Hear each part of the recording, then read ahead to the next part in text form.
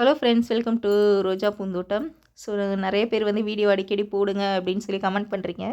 So அவங்களுக்காக இன்றைக்கி ஒரு பதிவு தான். ஸோ ரோஜா செடிகள் எல்லாம் பார்க்கலாம். இது வந்து பன்னீர் ரோஸ் எல்லாமே மொட்டுக்கு வச்சுருக்கு.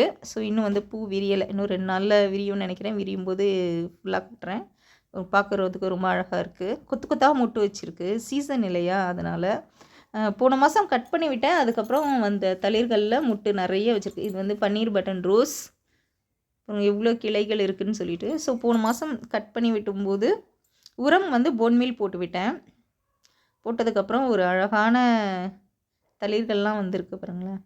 ஸோ இது வந்து 7 days ரோஸ். உங்களுக்கும் பூக்களே வரல அப்படின்னா நீங்கள் போன்மீல் போடுங்க. செடிகளோட வளர்ச்சியும் நல்லாயிருக்கு. மொட்டுக்கள் சீக்கிரமாக வைக்கும். ஒரு 15 நாளுக்குள்ளே செடி வேகமாக வளர்ந்து கண்டிப்பாக பூக்கள் பூக்கும்.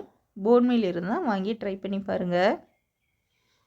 அது மாதிரி பூச்சி தாக்குதல் நிறைய வரும். அந்த பூச்சி தாக்குதல் வராமல் இருக்கணும் அப்படின்னா மீனமிலம் ஸ்ப்ரே பண்ணுங்கள். மீனமிலம் ஸ்ப்ரே பண்ணும்போது அந்த பூச்சிகளுக்கு அந்த ஸ்மெல் பிடிக்காது. மாவு பூச்சி தாக்குதலுக்கும் ஒரு டிப்ஸ் நான் கண்டுபிடிச்சிருக்கேன். இது வரைக்கும் யாருமே சொல்லாதது.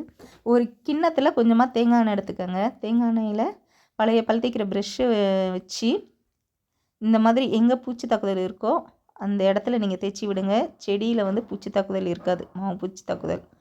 ஸோ நான் அப்படி தான் அந்த செம்பருத்தி செடிக்கு பண்ணேன். நல்லாயிருக்கு. இப்போ பூச்சி தாக்குதல் இல்லை. அது 1 வருஷத்துக்கு அப்புறம் வரவும் இல்லை.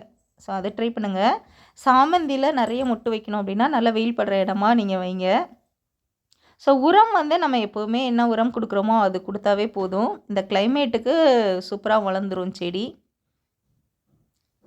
ஸோ நான் அப்படி தான் வச்சுருக்கேன். சாமந்தி எல்லாமே நிறைய மொட்டு வச்சுருக்கு இந்த தடவை. Yellow colour, white colour, maroon colour, அப்புறம் பர்பிள் கலர், எல்லாத்துலேயுமே அப்படியே கொத்து கொத்தாக நிறைய மொட்டு வச்சுருக்கு. விரியும் போது பார்க்குறதுக்கு ரொம்ப அழகாக இருக்கும் சாமந்தி செடியும். இது வந்து டேபிள் ரோஸுமே ஒரு 5-6 கலர் கிட்ட இருக்குது என்கிட்ட. மாடி தோட்டம்னு இருந்தாவே அதில் பூக்கள் இருக்கிறத பார்த்தா தான் ஒரு அழகு, ஒரு சந்தோஷம் இருக்கும். ஸோ நான் சொன்ன டிப்ஸ் எல்லாம் நீங்கள் ஃபாலோ பண்ணி உங்கள் தோட்டத்தில் இந்த மாதிரி செடிகள் பூத்து குலுங்க என்னோடய வாழ்த்துக்கள்.